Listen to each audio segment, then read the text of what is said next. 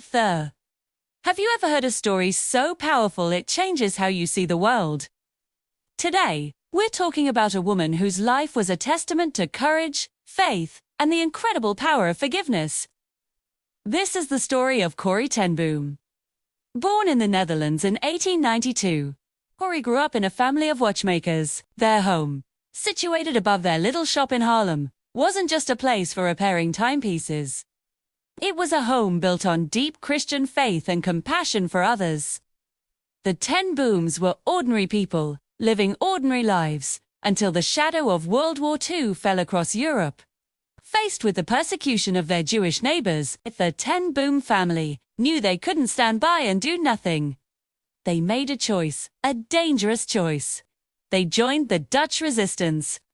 Their home, once a place of simple family life, became a sanctuary. They built a secret room, a hiding place, right in Corrie's own bedroom, concealed behind a false wall. In this tiny space, they sheltered Jews and members of the resistance, offering them a chance at survival. For years, they lived with the constant threat of discovery, risking their own lives to save hundreds of others. But in February 1944, their secret was exposed. The family was betrayed, and the Gestapo raided their home. Corrie, her sister Betsy, and their father Casper were arrested, along with others in their network.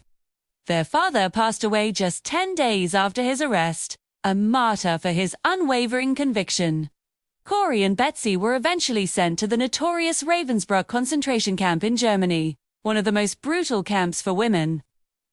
The conditions were beyond comprehension. Starvation, disease, relentless cruelty were the daily reality. Yet, even in this pit of despair, Corrie and Betsy clung to their faith. They had managed to smuggle in a small Bible and held secret worship services in their crowded barracks, offering a glimmer of hope to their fellow prisoners. Betsy, though physically weak, was a spiritual giant. She would whisper to Corrie, "There is no pit so deep that God's love is not deeper still." She even dreamed of creating a place of healing for war survivors after they were free. Tragically, Betsy's dream would have to be carried on by Corrie alone. She died in Ravensbrück in December 1944.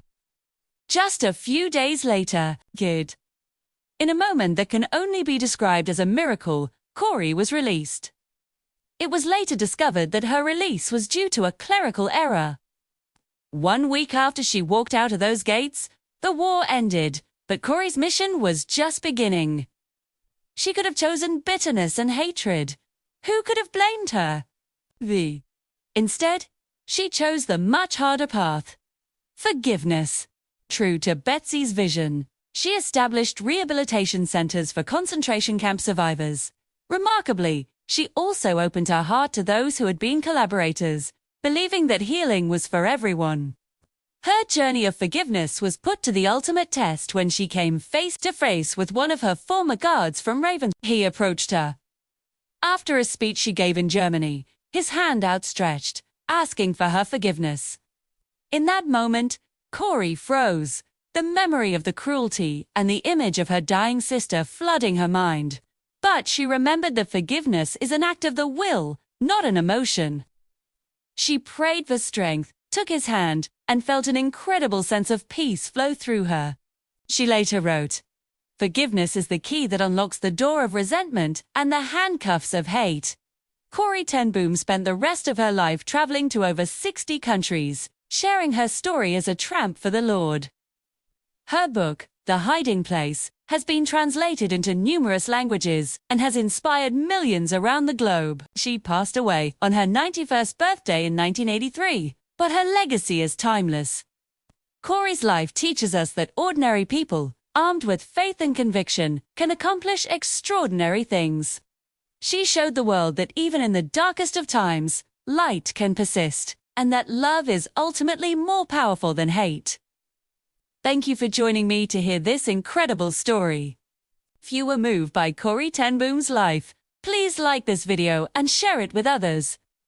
And don't forget to subscribe for more stories of courage and hope that deserve to be remembered. See you next time.